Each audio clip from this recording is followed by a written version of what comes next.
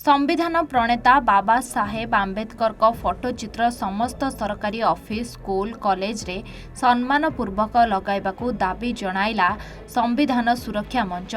सोमवार जिलापालଙ୍କ जरिया देशर प्रधानमंत्री मुख्यमंत्री एही दाबी पत्र दिया जायछि।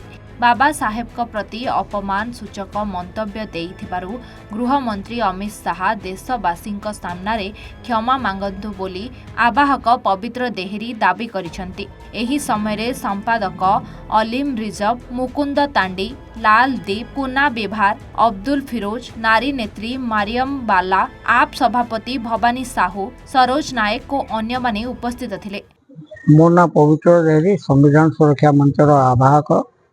आज देश रे भारत वर्ष रे जेन प्रकार राजनीतिक दल माने आज संविधान प्रणेता बाबा साहेब आंबेडकर को अपमान करुछन। दीर्घ दिन धरिकी तो कांग्रेस बाबा साहेब ना रे बहुत अपमान करी चलला, किंतु वर्तमान रो जेन सरकार अच्छे बीजेपी सरकार से भी अपमान करुछन।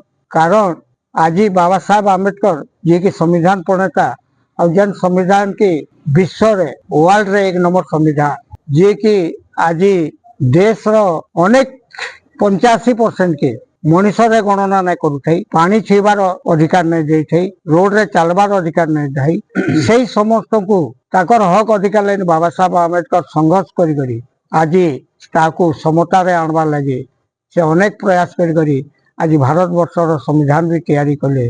जे आज भारत के लाइट देइछे, आलोकित करिछे, किंतु बहुत दुखर कथा जे तांकर बाबा साहेब रो फोटोटे भी बा संविधान फोटोटे भी कौन सी सरकारी कार्यालय रे नाइन, जेनटा कि दुखर कथा है। किंतु कांग्रेस बीजेपी तांकर लड़ाई करुछन बाबा साहेब ना रे।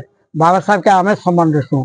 तो आज आम संगठन माध्यम रे विभिन्न संगठन डाकी करी आमे जदि सम्मान दउछ तो सेटा दिसवार कथा। Bargarh जिलूर Vijay Kumar Mishra report A1 Odisha.